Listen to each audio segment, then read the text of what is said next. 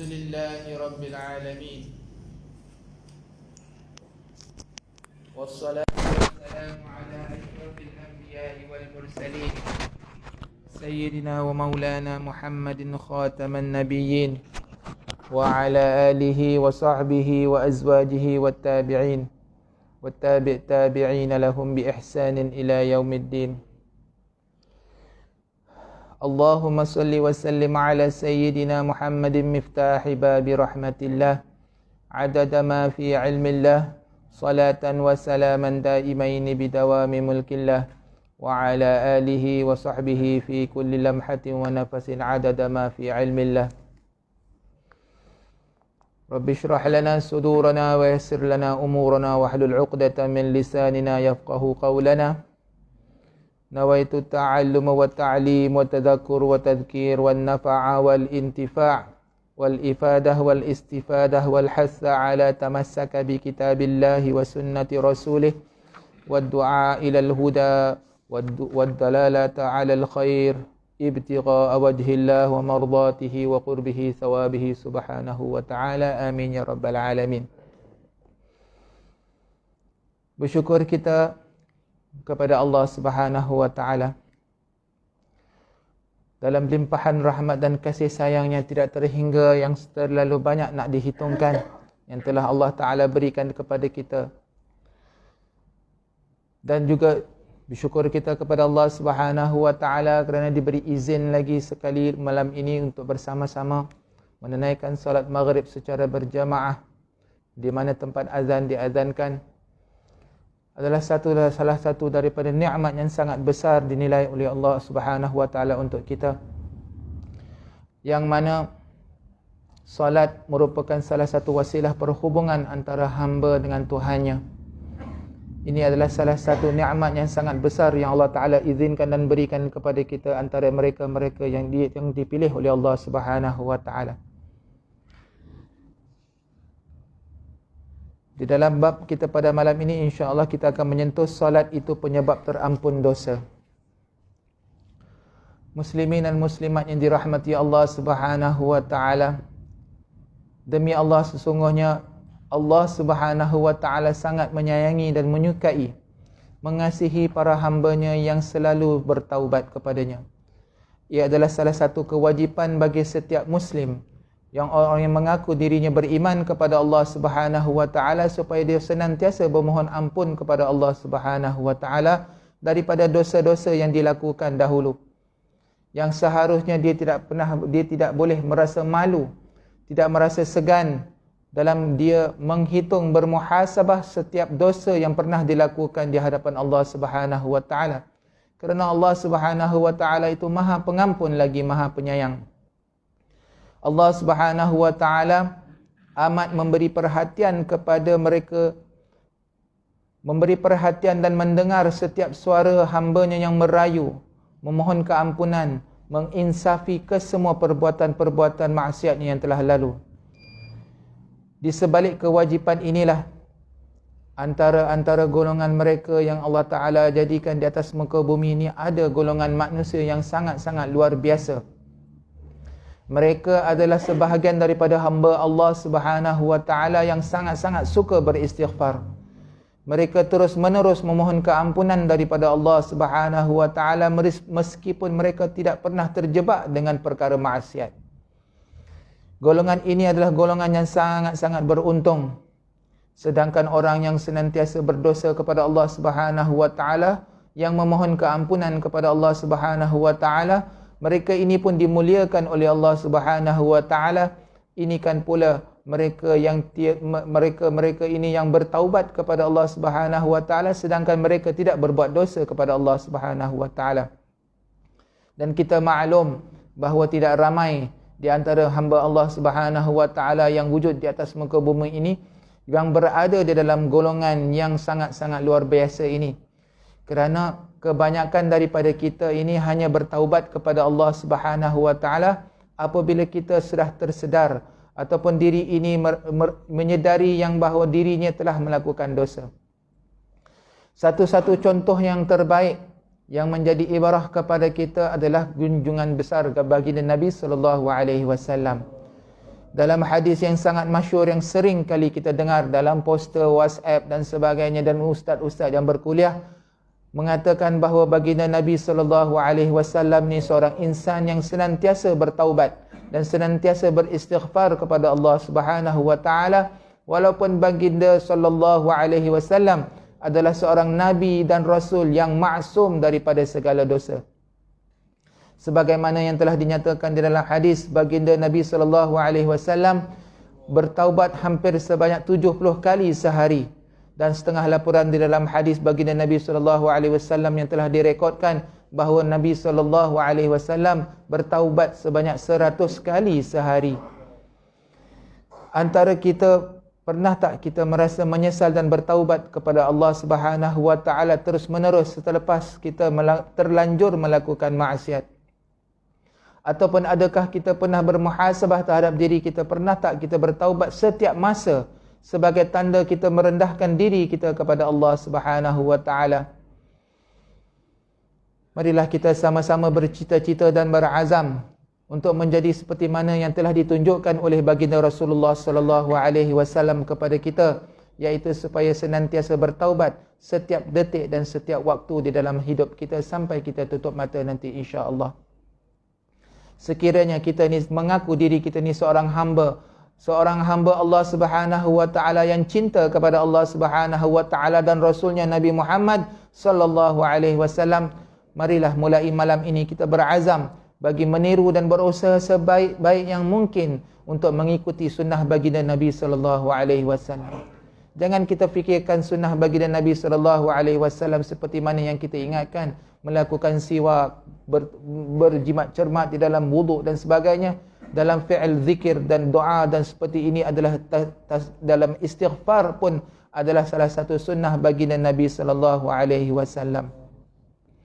Sangat gembiranya Allah Subhanahu wa taala kepada mereka yang senantiasa bertaubat kepada Allah Subhanahu wa taala. Seperti mana firman Allah Subhanahu wa taala di dalam Al-Quranul Karim, a'udzubillahi minasyaitonir rajim, innallaha yuhibbut tawwabin wa yuhibbul mutatahhirin. Sesungguhnya Allah Subhanahu wa taala menyukai orang-orang yang sering kali bertaubat kepadanya dan menyucikan dirinya daripada kotoran zahir dan batin. Allah Subhanahu wa taala sendiri mengakui yang dia mencintai hamba-Nya yang senantiasa menyucikan diri. Maka marilah kita merebut peluang ini bagi menjadi manusia, menjadi hamba Allah Subhanahu wa taala yang disukai olehnya. Kita ni sebagai seorang manusia yang biasa pastinya tidak terlepas daripada melakukan dosa. Contohilah sikap Rasulullah sallallahu alaihi wasallam yang selalu suka bertaubat kepada Allah meskipun baginda terpelihara daripada dosa.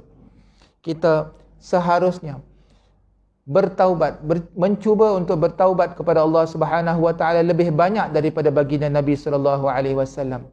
Jikalau secara logiknya, kalau Nabi sallallahu alaihi wasallam yang maksum yang tidak berdosa itu 100 kali dia bertaubat seharian, kita yang buka mata pun kita dah berdosa, sampai kita tutup mata pun kita masih melakukan dosa. Agak-agaknya berapa ribu taubat yang seharusnya kita lakukan sehari.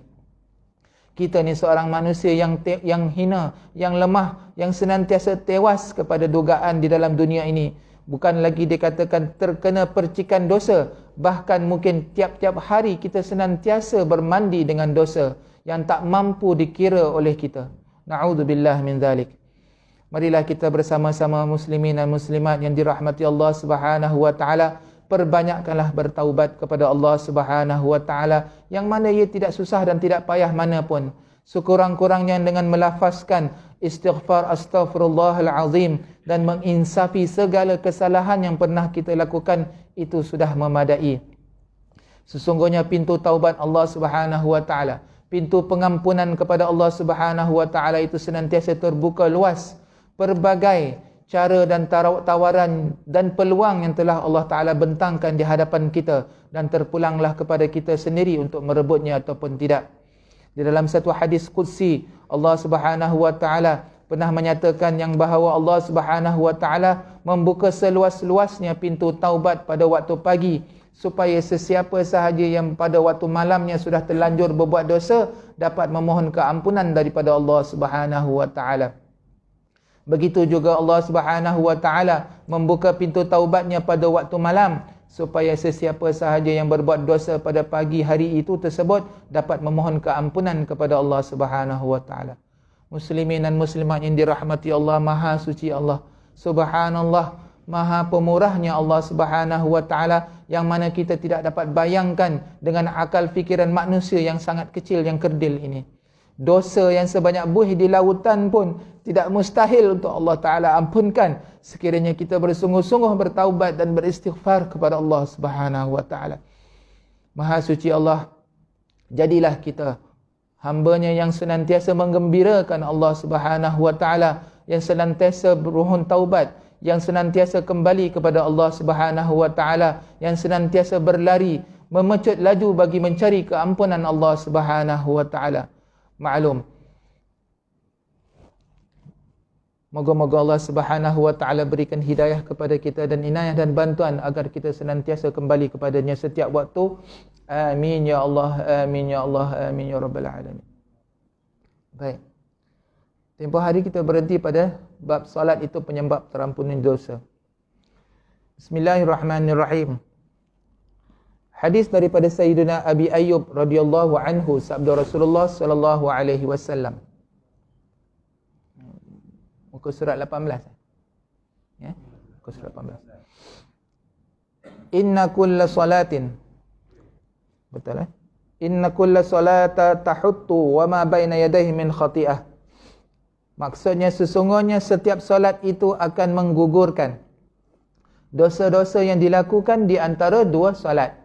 Hadis riwayat Imam Ahmad dan Al-Haytami dalam Majma' Al-Zawaid, jilid kedua, muka surat 298. Hadis yang diriwayatkan daripada Sayyidina Abdullah bin Umar radhiyallahu anhuma secara marfu' mengatakan bahawa annahu sallallahu alaihi wasallam qala innal 'abda idza qama yusalli ata bi dhunubihi fa wudi'at 'ala ra'sihi wa 'atiqihi fakullama raka'a aw sajada tasaqat anhu. Mafhumnya, baginda Nabi sallallahu alaihi wasallam telah bersabda, sesungguhnya seorang hamba apabila menunaikan salat maka turut membawa dosa-dosanya lalu di atas kepalanya atau di atas tengkuknya. Setiap kali dia rukuk ataupun sujud, nescaya gugurlah dosa-dosa tersebut. Hadis riwayat Ibn Hibban di dalam sahihnya. Di dalam hal ini, muslimin dan muslimat yang dirahmati Allah Subhanahu wa taala, tiada seorang pun yang terlepas. Tiada seorang pun manusia terlepas daripada melakukan dosa setiap hari. Daripada awal paginya sampai ke malam pasti ada dosa yang telah dia buat secara sedar ataupun tidak. Selagi kita tidak bertaubat kepada Allah Subhanahu wa taala tentang dosa itu, ia akan terkumpul dan ia menjadi asbab kepada kemurkaan Allah Subhanahu wa taala. Na'udzubillah min dzalik. Bagaimanapun, jikalau kita fahami daripada hadis ini sayangnya Allah Subhanahu wa taala kepada hamba-hambanya, maka Allah Subhanahu wa taala sediakan jalan kepada kita untuk menghapuskan dosa-dosa kita yang dahulu. Nabi sallallahu alaihi wasallam seperti mana hadis yang kita sebutkan tadi pun tetap banyak beristighfar, memohon keampunan kepada Allah Subhanahu wa taala sehari semalam. Ini dalam firman Allah Subhanahu wa taala yang mana yang mengatakan telah setiap kesalahan yang dilakukan pada hamba-Nya pasti dihapuskan dengan taubat, kecuali dosa yang membabitkan sesama manusia ataupun dosa mensyirikkan Allah Subhanahu wa taala.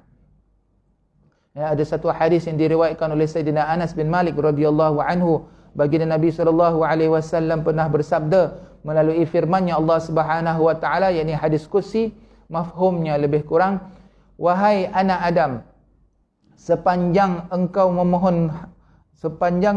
memohon kepadaku dan berharap kepadaku, akan aku ampunkan apa yang telah kamu lakukan. Kata Allah Subhanahu wa taala, aku tidak peduli wahai anak Adam, jika dosa-dosamu itu setinggi awan di langit, kemudian kau meminta keampunan kepadaku, nescaya akan aku ampuni. Begitu rahimnya Allah Subhanahu wa taala kepada kita. Dalam hadis yang sama juga, Allah Subhanahu wa taala berfirman, wahai anak Adam, sesungguhnya jika engkau datang membawa kesalahan sebesar dunia, kemudian engkau datang kepadaku tanpa menyunggutukan aku, yakni tidak mensyirikkan Allah Subhanahu wa taala dengan sesuatu pun, pasti aku akan datang kepadamu dengan keampunan sebesar itu juga. Begitu pengampunnya Allah Subhanahu wa taala. Marilah kita sama-sama bermuhasabah, sejak bila last kita bertaubat kepada Allah Subhanahu wa taala dengan penuh pengharapan. Bukan di depan, bukan selepas solat, selepas solat itu secara sepintas lalu kita beristighfar kepada Allah Subhanahu wa taala. Kata ulama salafus salih minal awliya'is salihin, mengatakan istighfar yang kita lafazkan secara tidak sengaja itu harus ada istighfar di atasnya. Kata Rabi'atul Adawiyah, harusnya umat ini beristighfar kepada istighfar yang dia tidak lakukan, kerana dia beristighfar kepada Allah Subhanahu wa taala dalam keadaan lalai. Dalam keadaan lalai. Nak betul-betul beristighfar, bangun tengah malam. Walaupun seketika, bangunlah istighfar kepada Allah Subhanahu wa taala. Bangun tidur tu terkejut tengah malam, jangan tengok handphone dulu, jangan tengok WhatsApp dulu. Bangun-bangun baca doa bangun tidur terkejut tu. La ilaha illallah wahdahu la syarikalah, lahul mulku wa lahul hamdu, yuhyi wa yumit, wa huwa hayyun la yamut, biyadihil khair, wa huwa ala kulli syai'in qadir. Astaghfirullah, astaghfirullah. Duduk kejap, istighfar betul-betul.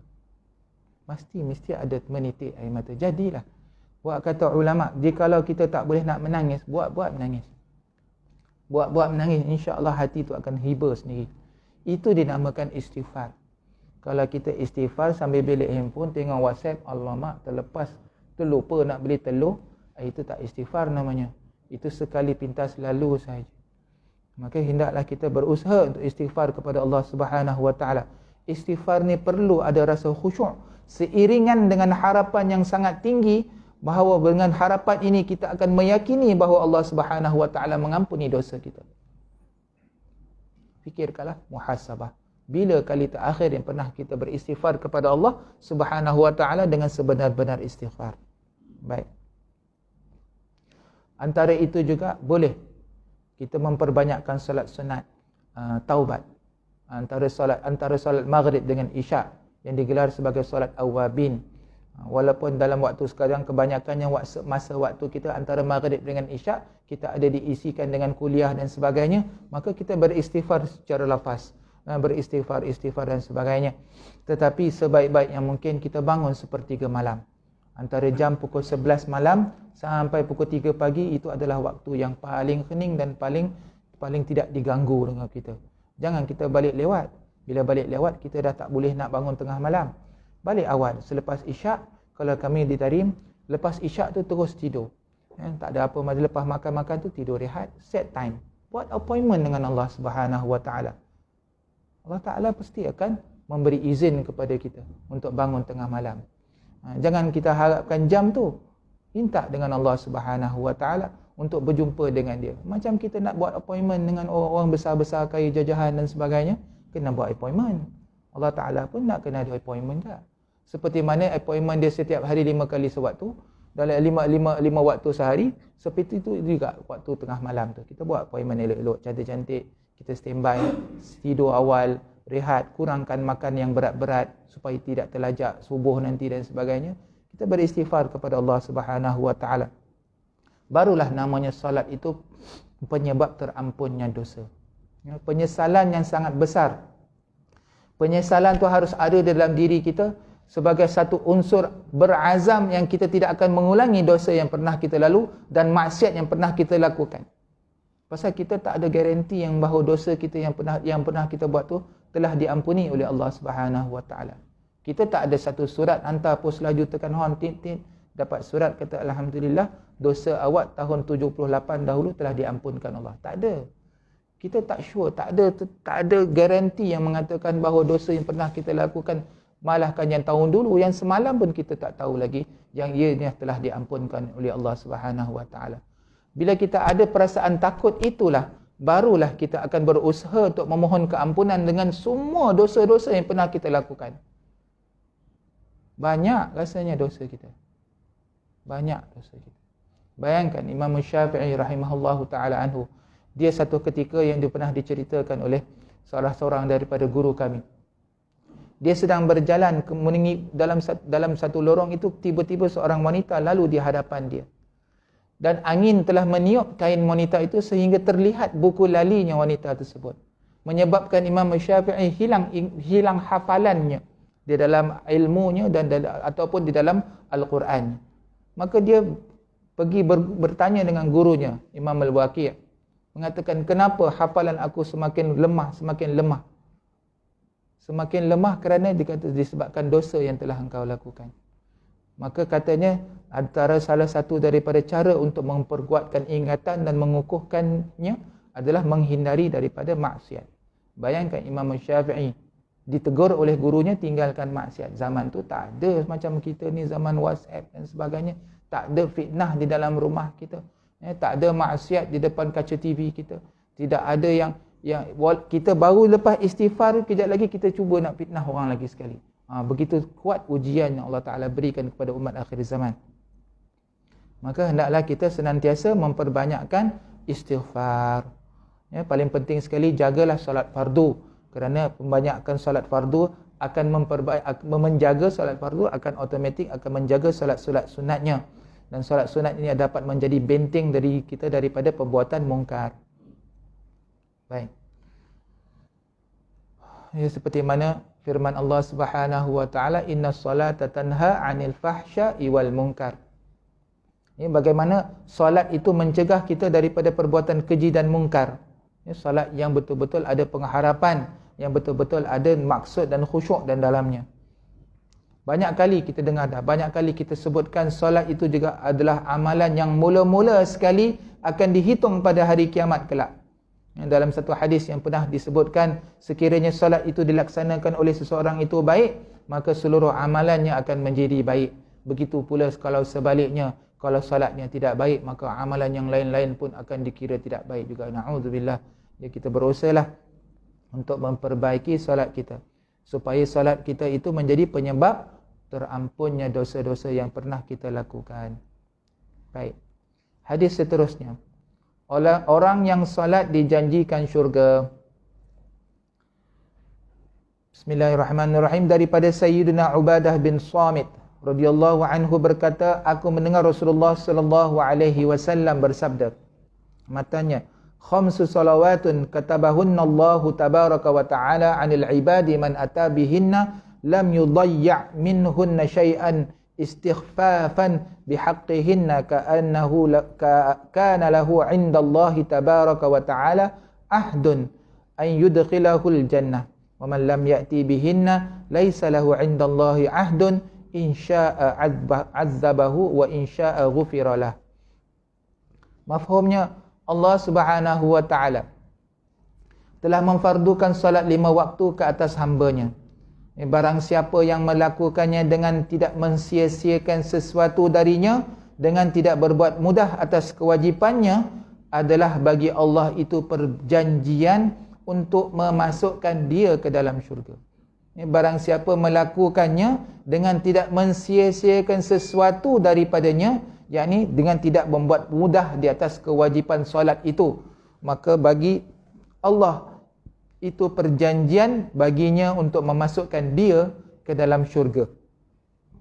Sebaliknya, barang siapa yang tidak menunaikannya, yakni solat fardu itu, maka tiada baginya Allah Subhanahu wa ta'ala sebarang perjanjian, makna putus. Wasilah tersebut diputuskan. Dan jika Allah Subhanahu wa ta'ala mengkehendaki, nescaya Allah Subhanahu wa ta'ala mengazabkannya. Na'udzubillah min zalik. Dan jika Allah Subhanahu wa ta'ala mengkehendaki pula dengan tidak mengazabkannya, nescaya diampunkan dosa baginya. Itu juga hak Allah Subhanahu wa ta'ala. Baik. Hadis riwayat Abu Daud, An-Nasai, Ibn Majah dan Ahmad Ibn Hibban. Sahih. Nabi Muhammad sallallahu alaihi wasallam pernah menyebutkan di dalam satu hadis, yang mana dalam hadisnya yang menyebutkan, yang kita tafsirkan secara ringkas, bahawa Nabi sallallahu alaihi wasallam akan bantu kita untuk masuk syurga dengan 4 perkara. Antaranya, banyakkan berzikir kepada Allah Subhanahu wa taala dan mengucapkan salawat kepada Nabi sallallahu alaihi wasallam. Itu akan memudahkan bagi kita sebagai seorang hamba ataupun umatnya ataupun seseorang untuk mendapat syafaat baginda Nabi sallallahu alaihi wasallam. Kita akui semua orang nak masuk syurga dan tak ada sesiapa pun yang berhajat untuk menjadi penghuni neraka, na'udzubillah. Walaupun sesaat sekalipun, janganlah kita cuba-cuba berniat dalam hati kita. Minta jauh daripada fikiran-fikiran yang tidak masuk akal tu.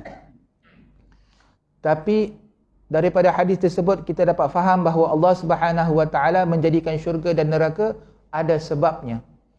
Bagi mereka yang engkar kepada perintah Allah Subhanahu wa taala, disediakan tempat siksa neraka yang maha dahsyat yang tidak terperi siksanya.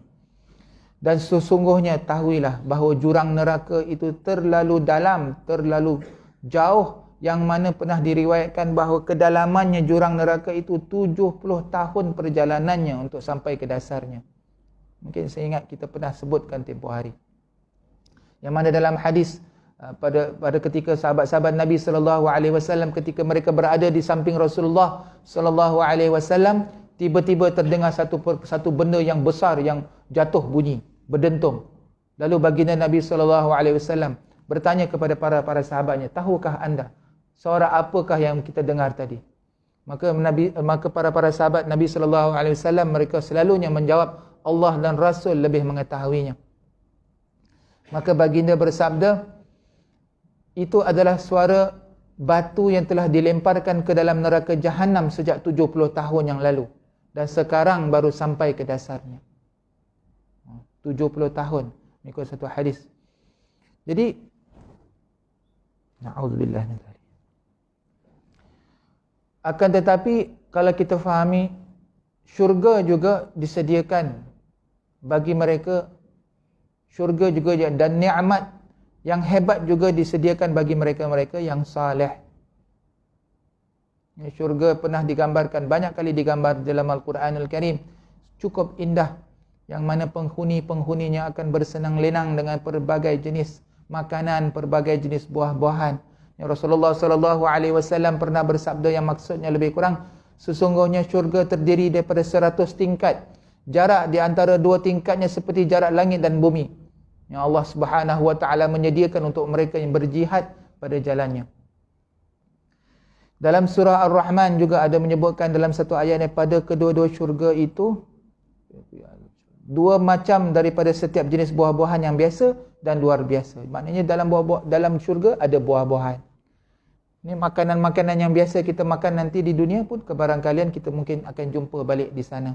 Seperti buah rumman, buah anggur, buah pisang dan sebagainya. Tapi wallahu alam bentuknya mungkin berbeza kerana tidak ada yang dapat boleh bayangkan apa yang ada di dalam syurga itu. Jadi Allah Subhanahu wa taala juga pernah menyebutkan dalam firman-Nya Allah Subhanahu wa taala yang tentang umat-umat ini akan bersenang lenang di tempat masing-masing di dalam syurga itu dengan keadaan hamparannya, dengan mereka lapisan-lapisan daripada sutera dan pakaian mereka yang cantik-cantik, yang mana mereka meminum daripada air-air yang daripada air arak, daripada susu dan sebagainya. Semua Allah Ta'ala dah sebutkan di dalam Al-Quran Al-Karim. Akan tetapi semua itu tergantung dan bergantung kepada nikmat ataupun rahmatnya Allah Subhanahu wa taala. Apatah lagi perlu kita mendapatkan syafaat daripada baginda Nabi sallallahu alaihi wasallam untuk memasuki syurga Allah Subhanahu wa taala. Dalam hadis Nabi sallallahu alaihi wasallam pernah menyebutkan, syafaatku untuk orang yang melakukan dosa besar di kalangan manusia, di kalangan umatku.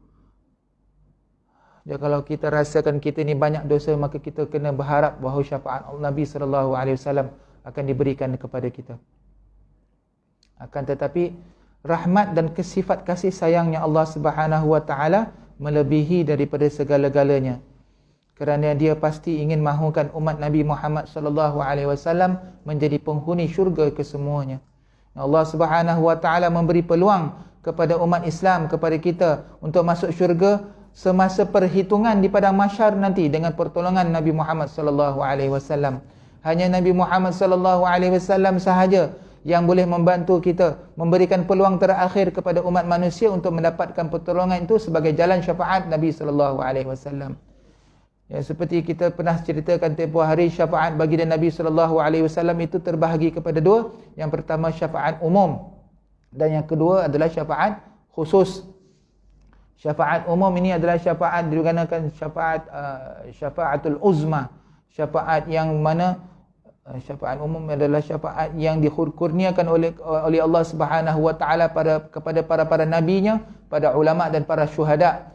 Yang syafaat khusus pula baginda Nabi SAW hanya dikurniakan kepada Nabi kita, yang dinamakan syafaatul uzma. Syafaat ini bermaksud permohonan oleh baginda Nabi SAW kepada Allah Subhanahu wa taala untuk mempercepatkan proses perbicaraan perhimpunan pengadilan setelah kita begitu lama menunggu di perhimpunan mahsyar.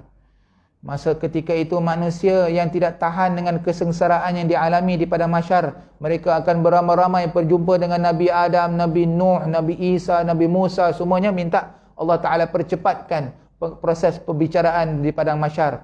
Tapi semuanya nabi-nabi tersebut tak nak tolong kerana tak mampu. Untuk mereka mengatakan bahawa Allah Subhanahu wa taala sangat murka pada hari ini, dan tidak pernah Allah Taala murka sebegitu keadaannya pada hari itu. Dan akhirnya orang-orang ramai di padang mahsyar itu semua nanti akan berjumpa kepada Nabi Muhammad sallallahu alaihi wasallam, bermohon kepada Nabi supaya bermohon kepada Allah Subhanahu wa taala supaya disegerakan perbicaraan di padang mahsyar. Begitu mulianya Allah Subhanahu wa taala berikan kemuliaan tersebut kepada Nabi Muhammad sallallahu alaihi wasallam. Ya, ada pernah diceritakan berkali-kali tentang hadis tersebut. Baik. La ilaha illallah Muhammadur Rasulullah.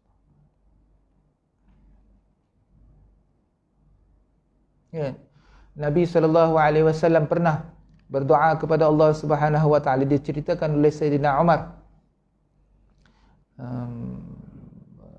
Benar, Rasulullah sallallahu alaihi wasallam bersabda, sesungguhnya Tuhanku telah mengurniakan kepadaku seramai 70,000 orang dari kalangan umatku untuk mereka masuk syurga tanpa hisab. 70,000 orang. Maka datang Sayyidina Umar bin Al-Khattab bertanya kepada Rasulullah sallallahu alaihi wasallam, "Ya Rasulullah, tidakkah Tuhan minta ditambah? Tak adakah minta ekstra daripada 70,000 tu? 70,000 tu macam tak cukup, kita ni ramai." Maka Nabi sallallahu alaihi wasallam menjawab, "Ya, saya telah bermohon tambahan, lalu Allah Subhanahu wa taala mengurniakan kepadaku tambahan bagi setiap orang membawa 70,000 orang bersamanya." Subhanallah. Maka tapi Sayyidina Umar ni tak puas hati, pasal dia berfikiran jauh. Dia kata, "Tidakkah Tuhan bermohon meminta tambahan?" Maka Nabi sallallahu alaihi wasallam menjawab, kata, "Ya, setiap seorang membawa 70,000 lagi." Mana 3 kali. 70,000 yang pertama, kedua dan kemudian yang ketiga. Kemudian Sayyidina Umar bertanya lagi, "Tidakkah Tuhan yakni Rasulullah meminta tambah lagi?" Rasulullah sallallahu alaihi wasallam menjawab, "Aku dah minta tambah, tapi itu sahaja yang Allah Ta'ala berikan." Kalau kita kira kan, kita pernah buat kira-kira bang. Kalkulator tak boleh kira, dia jadi C. Dia tak boleh nak kira. 70,000, setiap seorang tu bawa 70,000 dan setiap seorang tu bawa 70,000. Kita berharaplah kita semua masuk syurga tanpa hisab, insya-Allah. Amin. Wallahu a'lam. Itu semua rahmat dan rahimnya Allah Subhanahu wa taala. Nah, itu bukan bermakna kita boleh buat dosa sekarang. Bukan menjadi satu green pass ataupun menjadi satu pas percuma untuk kita melakukan apa sahaja sewenang-wenangnya. Baik. Maka berdasarkan dengan keterangan itu tadi, kita fikirkan, bermuhasabahlah kita diri sendiri kepada Allah Subhanahu wa taala. Adakah kita ni termasuk daripada golongan yang Nabi sallallahu alaihi wasallam sebutkan itu? Adakah amalan kita tergolong daripada amalan orang yang mendapat syafaat daripada baginda Nabi sallallahu alaihi wasallam? Apakah perkara yang membolehkan kita untuk mendapat syafaatnya Nabi Muhammad sallallahu alaihi wasallam? Setiap daripada kita sebagai umat Islam, kita mesti yakin bahawa kehadiran Nabi Muhammad sallallahu alaihi wasallam ini ke alam semesta ini membawa rahmat kepada seluruh alam. Umat Islam harusnya sedar yang betapa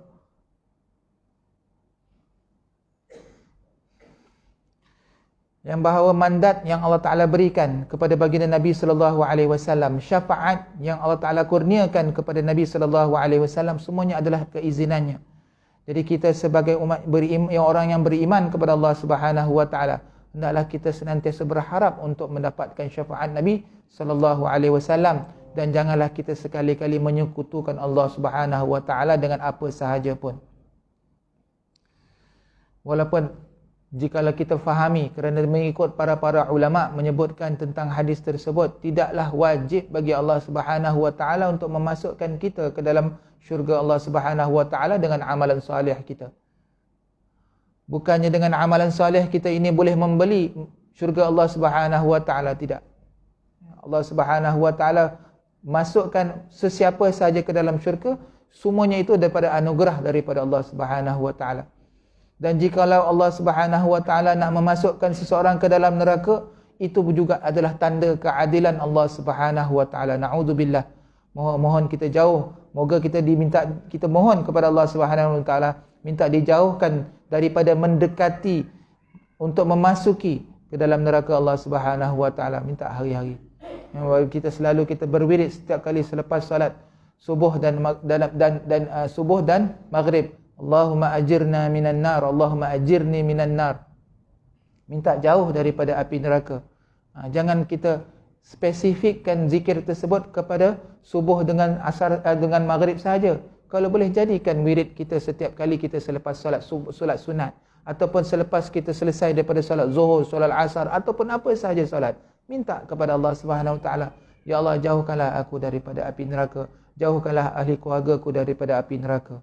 Semuanya terhimpun, setiap permohonan kita itu terhimpun dengan kebaikan. Apatah lagi setiap kali kita selepas melakukan solat. Baik. Boleh kita baca satu hadis lagi? Sempat lagi? InsyaAllah lah. Satu hadis lagi kita berhenti. Baik. Terhimpun segala kebaikan ketika solat. Saya baca terus terjemahannya boleh? Boleh lah. Bismillahirrahmanirrahim. Daripada Ja'far bin Muhammad, daripada ayahnya, daripada datuknya radhiyallahu anhum, berkata, sabda baginda Rasulullah sallallahu alaihi wasallam. Ja'far bin Muhammad daripada ayahnya dan daripada datuknya. Ayahnya adalah Sayyidina Husain, daripada datuknya adalah Sayyidina Ali. Mana Ja'far? 1 2 3 4. Cicit dan cucu. Ni anak, cucu, cicit. Cicit kepada baginda Nabi sallallahu alaihi wasallam. Salat itu mendapat keredaan Tuhan, dikasihi para malaikat. Sunnah, yakni jalannya para anbiya. Sunnahnya para anbiya, mengikut riwayat yang dikatakan oleh Imam Ar-Rifa'i di dalam kitabnya Musnad Asy-Syafi'i. Ada menjelaskan yang subuh adalah waktu solat yang pertama dilakukan bagi Nabi Adam AS. Dan zuhur adalah solat yang pertama sekali yang dilakukan oleh Nabi Dawud AS. Asar adalah solat yang biasa dilakukan, yang mana difardukan kepada Nabi Sulaiman AS. Dan maghrib adalah kebiasaan yang dilakukan oleh Nabi Ya'qub AS. Dan Isya adalah solat yang biasa dilakukan bagi Nabi Yunus, kerana setiap Nabi itu mereka mendapat spesifik waktu-waktu yang tertentu untuk melakukan solat. Akan tetapi kemuliaan yang umat Nabi Muhammad SAW keseluruhan 5 waktu ini kita lakukan setiap hari. Dan solat antaranya yang menjadi terjemahan yang dalam hal itu di dalam kitab yang mengatakan bahawa solat mereka ada pada waktunya adalah doa.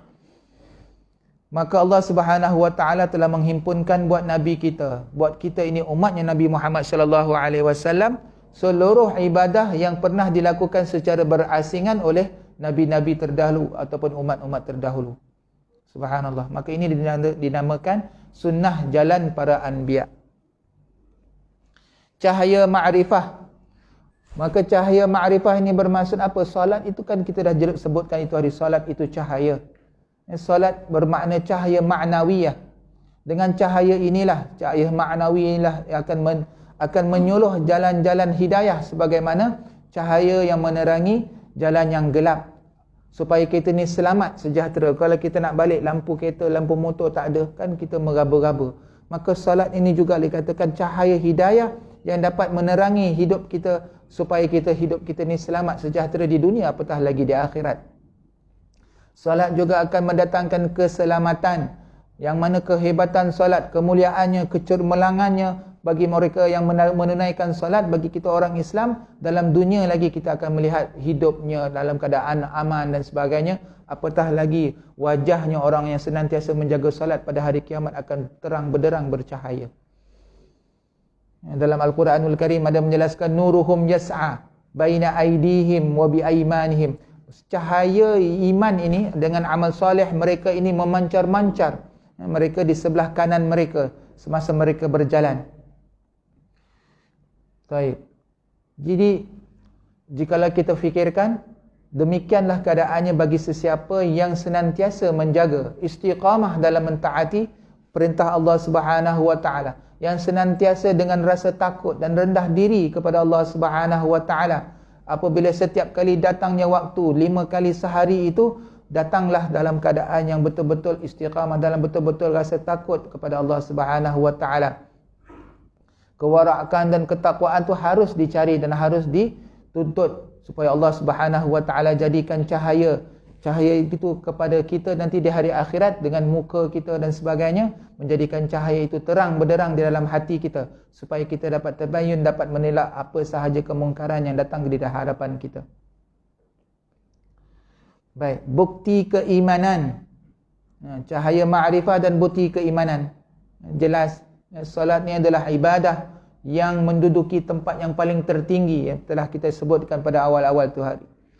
Seorang Muslim yang taat melakukan solat, mendirikan solat fardunya 5 kali sehari, maknanya dia orang yang menegakkan agamanya, mana betul-betul dia beriman kepada Allah Subhanahu wa taala. Jikalau kita lihat ada orang yang meninggalkan solat, maka seolah-olah orang itu tidak mahu membina agamanya diri, dia meruntuhkan agamanya pada dirinya, bukan dia meruntuhkan agama Allah Subhanahu wa taala, tidak. Agama yang ada di dalam dirinya yang dia rosakkan. Kalau kita fahami, dalam ikrar kita setiap kali kita bermulai, kita mulakan solat kita dalam solat, dalam doa iftitah, inna salati wa nusuki wa mahyaya wa mamati, sesungguhnya salat aku, ibadah aku, hidup aku dan mati aku hanyalah untuk Allah Subhanahu wa taala, lillahi rabbil alamin. Itulah ikrar kita setiap kali kita membuka salat kita. Itulah tanda keimanan. Baik, dimakbulkan doanya, diterima amalannya. Bagaimana tidak, Allah Subhanahu wa taala pasti akan memakbulkan doa kita. Walaupun solat kita itu dalam keadaan tunggang langgang, masih dalam keadaan lalai, membaca Al-Quran, ayat Al-Quran, dan dalam solat kita pun masih dalam keadaan meraba-raba, dan banyak di antara amalan-amalan Nabi SAW pun belum pernah kita amalkan, akan tetapi tidak, kita tetap mentaati perintah Allah Subhanahu wa taala, dan kita harus bersyukur terhadap segala nikmat Allah Taala yang Allah Taala kurniakan kepada kita.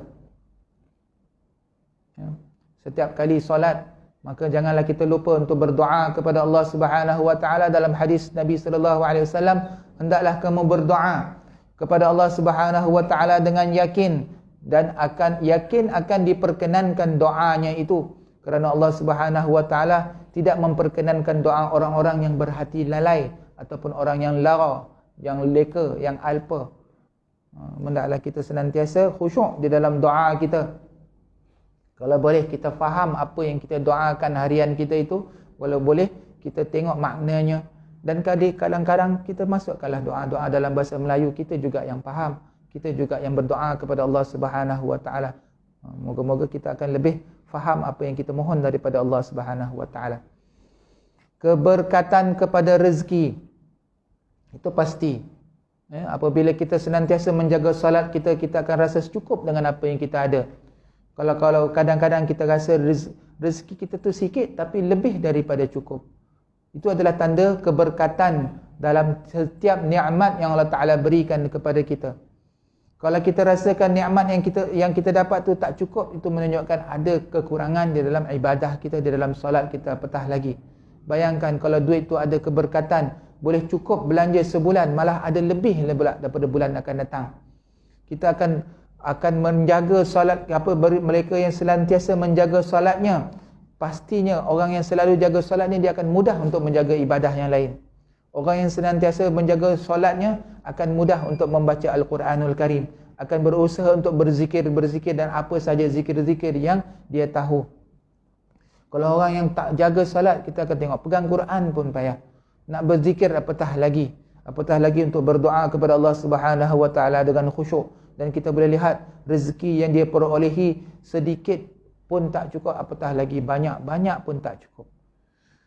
Ini penting, kerana rezeki yang halal itu, yang diberkati itu, maka kita nak bagi ke anak-anak kita, nak bagi kepada diri kita, supaya kita menjadi barang-barang untuk ada kesan, ada keberkatan dalam hidup kita. Kerehatan pada badan. Ini maklum kerana kita diajarkan beribadah kepada Allah Subhanahu Wa Taala. Apabila Allah Ta'ala memerintahkan kita untuk salat, kita nyatakan sami'na wa ata'na. Ya, kita taat, kita dengar, dan kita senantiasa bersegera untuk mentaati perintah Allah Subhanahu Wa Ta'ala. Jikalau kita redha dengan setiap perintah Allah Subhanahu Wa Ta'ala, itu adalah tanda akal kita tu sihat. Kalau kita lihat daripada perspektif sains sekalipun, kita akan lihat bahawa kesan pergerakan di dalam salat terhadap bentuk badan kita, dalam denyutan jantung kita, apatah lagi dalam orang yang senantiasa melakukan solat, hidupnya akan senantiasa lebih sihat. Kerana dengan solat, seseorang akan dapat kerehatan daripada akal dan apatah lagi daripada fizikalnya. Ya. Seperti mana kalau kita lihat dalam ibadah puasa sekalipun. Puasa pada umat Islam ni adalah satu perkara yang paling ideal yang dilakukan setiap minggu. Ya, ada seorang pengkaji, seorang saintis daripada Jepun, pernah membuat kajian tentang ibadah puasa ini. Beliau mengatakan bahawa dengan puasa ini manusia dapat membantutkan komponen-komponen yang tidak berfungsi, iaitu sel kanser di dalam tubuh badan. Subhanallah. Apatah lagi orang yang ada penyakit kencing manis, diabetik dan sebagainya, ia akan menghalang dan menyekat jangkitan kuman dalam tubuh badannya. Dalam ibadah zakat kita, kalau kita lihat bagaimana kita melakukan satu transaksi harta yang kita berlebih yang Allah Ta'ala berikan kepada kita, ia memberi kesan ketenangan jiwa ke dalam diri kita, kerana kita akan dibersihkan daripada sifat tamak, kita akan dibersihkan daripada sifat haloba, kerana kita berkongsi rezeki kita dengan orang lain. Jiwa kita akan semakin tenang, semangat untuk memberi akan bertambah-tambah. Masyarakat yang kurang kemampuan akan bersih jiwanya, kerana mereka tidak perlu merasa dengki kepada mereka yang berharta dan sebagainya. Okey, tengok ibadah memberi implikasi yang sangat tinggi dalam nilai moral manusia. Itu belum lagi dalam haji dan sebagainya. Semuanya ada motivasi yang boleh kita dapati. Kerana setiap ibadah yang Allah Ta'ala perintahkan kepada kita itu ada kebaikannya. Baik. Solat juga adalah senjata ke atas musuh. Ya, memang jelas kerana dalam hadis Nabi SAW, ad-du'a silahul mu'min. Doa itu adalah senjata mukmin, dan solat adalah, dalam arti kata sebenar, solat juga adalah doa. Ya, dalam hadis Nabi sahih Bukhari ada menyebutkan yang bahawa Nabi SAW pernah berdoa kepada kaum Quraisy yang mengganggu dan menyakiti baginda Nabi SAW ketika di Masjidil Haram pada awal-awal dakwahnya. Maka Nabi SAW berdoa, Ya Allah binasakanlah Quraisy, Ya Allah binasakanlah Quraisy, Ya Allah binasakanlah Quraisy. Orang Quraisy yang sedang bergelak, bertawa, yang sedang mengutuk Nabi SAW langsung jadi diam, takut. Mereka takut dengan doa Rasulullah SAW. Itu menunjukkan bahawa doa ini akan memberi kebaikan kepada kita dan orang di sekeliling kita juga. Apatah lagi kalau kita senantiasa berdoa supaya Allah Ta'ala beri bantuan kepada sahabat-sahabat kita yang lain. Mereka yang kurang menerima hidayah, kita doakan hidayah. Mereka yang dalam keadaan kesempitan dunia, kita doakan kepada kesempitan dunia. Kerana setiap doa yang kita lafazkan kepada saudara Muslim kita, tanpa dia ketahui apakah tu doa, kalau dia tidak tahu doa kita itu, maka malaikat akan mengaminkan doa tersebut. Dan dia akan mengatakan, bagi engkau juga doa yang sama. Dibenci oleh syaitan. Syaitan memang benci kepada orang yang salat. sampaikan jikalau kita nak solat tu, syaitan akan senantiasa membisikkan kepada kita bisikan-bisikan yang menyesatkan. Dia lupakanlah hukum-hukum, dia lupakanlah kita berniat, dia lupakanlah rukun-rukun di dalam solat kita. Itu memang jelasnya syaitan sangat benci orang yang solat. Para ulama juga mengingatkan kita bahawa pintu utama yang mudah syaitan tembusi bagi setiap diri manusia adalah dengan kekurangannya ilmu kita tentang ibadah, tentang kejahilan kita. Apabila kita nak berwuduk, syaitan pun akan kacau kita sampai kita terlupa berapa kali kita mengambil wuduk sampai kita membazirkan air. Di dalam solat kita terlupa dengan niat. Kita nak lafaz niat, berapa banyak kita nak sebutkan, apa yang kita nak sebutkan di dalam hati, apa yang kita nak lintaskan. Syaitan akan kacau, dia akan berusaha untuk membatalkan solat ataupun mengurangkan pahala kita di dalam solat. Kadang-kadang kita tinjau baju orang, sibuk hal orang lain. Baju orang ada titik hitam tu tak cicak ke? Itu minyak ke? Dia kacau aja. Itu memang syaitan sangat benci orang yang solat. Maka dengan solat akan membuat syaitan dibenci oleh syaitan. Baik. Penolong kepada seseorang dan dipermudahkan daripada malaikat maut. Ini memang menunjukkan jelas bahawa kematian bagi orang yang taat melakukan ibadah kepada Allah Subhanahu Wa Taala, apatah lagi menjaga salat, orang itu akan mati dalam keadaan seperti mana kekasihnya Allah Subhanahu Wa Taala, Nabi Muhammad sallallahu alaihi wasallam dan juga para aulia salihin. Mereka sendiri menggambarkan bagaimana orang yang meninggal dunia ni, orang yang dekatkan diri mereka kepada Allah Subhanahu Wa Taala, kematian bagi mereka itu adalah seperti kelegaan, semerbak dan nikmat yang sangat indah bagi mereka yang taat kepada Allah Subhanahu Wa Taala.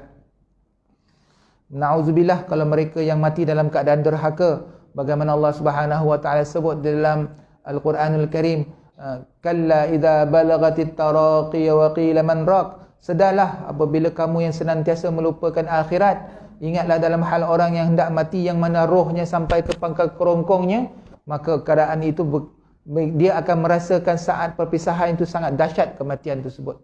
Maka na'udzubillah daripada kalau kita mati dalam keadaan yang buruk. Maka senantiasa kita taat kepada perintah Allah Subhanahu Wa Taala, menjaga salat kita, insya-Allah Allah Taala akan permudahkan keadaan kita semasa kita nak keluar daripada dunia ini nanti, insya-Allah. Dan juga selamat menerangi di dalam kubur, selamat dari soalan mukar dan nakir, penenang di dalam kuburnya hingga ke hari kiamat.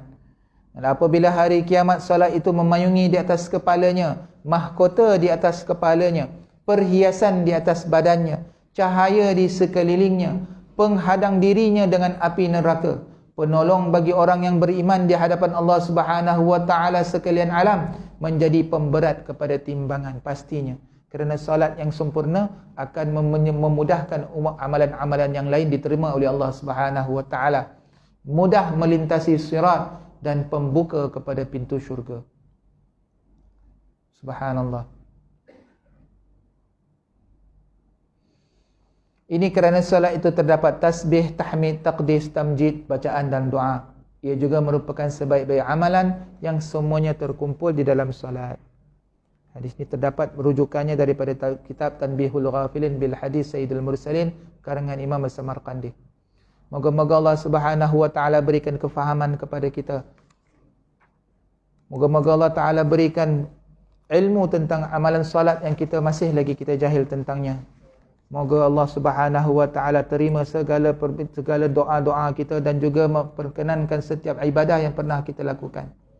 Moga Allah Subhanahu Wa Taala